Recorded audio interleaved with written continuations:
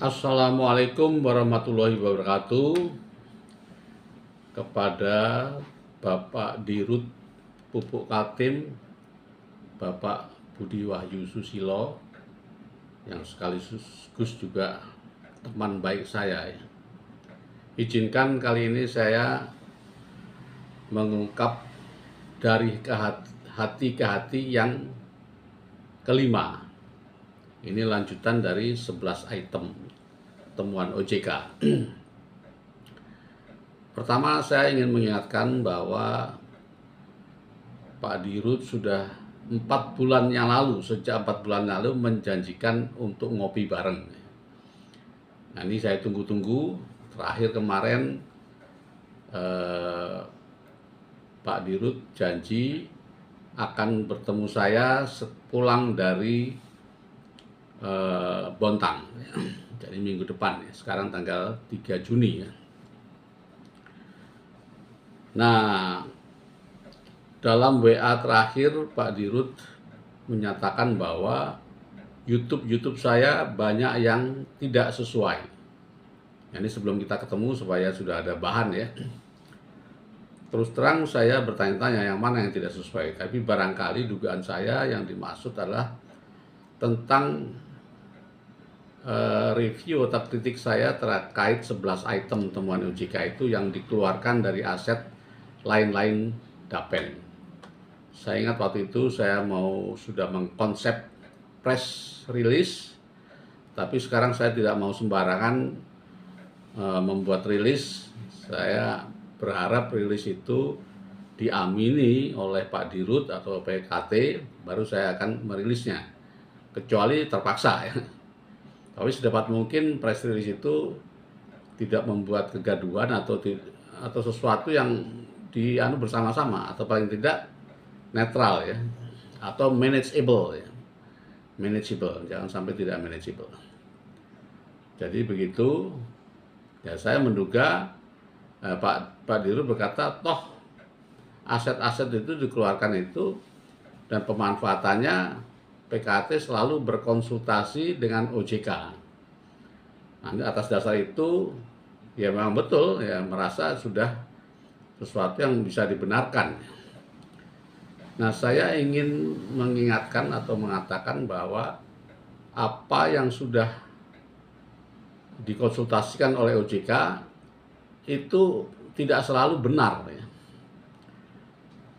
Yang benar itu kalau sudah disetujui peserta, itu yang pasti benar ya. Tapi kalau hanya OJK dan itu merugikan peserta, itu jelas salah itu. Nah, OJK itu tidak selalu benar dan seringkali salah. Pertama, itu masih muda-muda orangnya ya, padahal tidak menghayati undang-undang itu, mereka tidak menghayati. Jauh lebih menghayati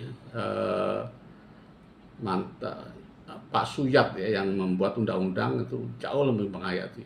Kalau Pak Suyat yang bicara itu dulu dari ATPI ya, pengajar ATPI, sekarang sudah tidak lagi. Saya baru akan lebih percaya. Nah, contoh konkret ini terpaksa curhat ya, ketidakprofesionalan OJK itu terjadi pada saat kasus saya. Saya merasa, dan saya punya banyak bukti, tapi buktinya mungkin kita sampaikan face to face saja ya. Dalam kasus saya itu pendiri maupun pengurus Dapen sangat ingin supaya saya bersalah. Itu saya banyak buktinya, tapi nanti tidak enak disampaikan di sini. Termasuk upaya-upaya untuk membuat saya salah itu dalam tanda petik merangkul atau membujuk OJK. Jadi yang aneh lagi, OJK yang diteliti adalah investasi yang saya lakukan, tapi saya tidak pernah ditanya oleh OJK. Kemudian sebagai auditi, mestinya saya punya hak untuk membaca laporan OJK, sementara OJK kemudian saya menyampaikan sanggahan. Nah, itu tidak dikasih kesempatan, tidak diundang oleh pengurus. Itu yang lebih jelas lagi adalah saat di pengadilan, yang terpaksa curhat ya. Memalukan sekali OJK itu ya. Saya tanya, gamblang sekali pertanyaannya, sangat dasar sekali. Yang menyebabkan kerugian Dapen 2016 itu menurut ibu, pada itu si ibu ya, seorang masih muda sekali ya, itu rilis atau unrilis yang menyebabkan kerugian Dapen. Beliau menjawab dengan yakin bahwa itu unrilis. Saya bilang, ibu sudah lihat laporan keuangan atau belum? Oh sudah, tapi saya nggak bawa gitu. Baik, ini saya bawakan laporan keuangan. Dan dia terkaget-kaget sendiri. Loh kok rilis ya? Yang bikin rugi itu kok rilis ya? Kok bukan unrilis ya? Selama ini dicekoi, ya, siapa lagi kalau nggak pengurus ya? Bahwa yang membuat kerugian itu 2 saham itu yang turun itu. Kerugian unrilis yang menyebabkan kerugian. Padahal di laporan keuangan terang sekali bahwa yang menyebabkan itu rilis. Dan kerugian rilis itu belum pernah terjadi di Dapen manapun. Itu kan perbuatan yang sangat merugikan, karena rilis itu kan sudah hilang, pasti hilang. Kalau unrilis itu masih potensi.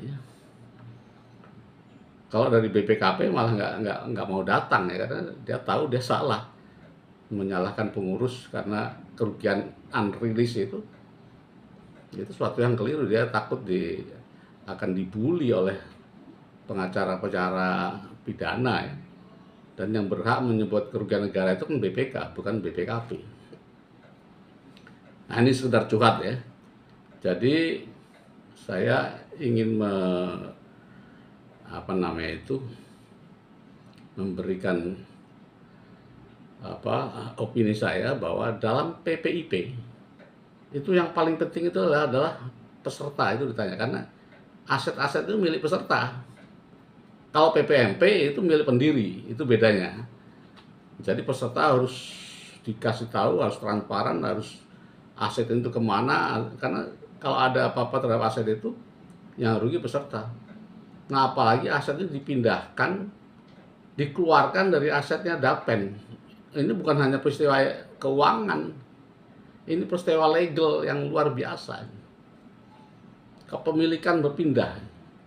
Di dalam Undang-Undang 11 itu pun ada larangan seperti itu. Yaitu di dalam azas keterpisahan aset. Kalau di Undang-Undang yang baru, nomor 4 tahun 2023, pasal 169 itu lebih tegas lagi. Dilarang. Ini kalau suatu yang dilarang, kalau dilanggar itu. Nah ini masukan aja Pak Dirut, saya tidak ingin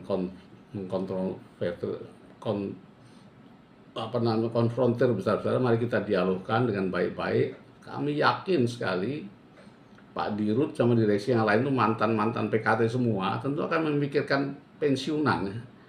Ya teman-teman, sahabat-sahabat ini pasti membela. Cuman legalnya ini harus ada payung hukum yang menaungi. Nah usulan ultimate kami adalah dibentuk dana pensiun PPMP yang baru, dan aset-aset yang itu adalah dari 11 item ini udah kembali pada yang seharusnya, yang sebenarnya, itu nggak ada masalah lagi. Nah ini ultimate goal kita itu. Nah bagaimana nanti akhirnya, dan ini juga menjadi permintaan dari P3KT, bukan saya pribadi ya, P3KT untuk dana pensiun baru, karena sudah ada undang-undang yang membolehkan itu, yaitu pasal 141, dan ada aset yang harus kembali kepada yang seharusnya, yaitu peserta dana pensiun. Nah, saya juga mencoba melalui ChatGPT dengan pertanyaan-pertanyaan yang menyangkut dengan itu. ChatGPT menjawab dengan sangat cerdas ya, sangat jeli.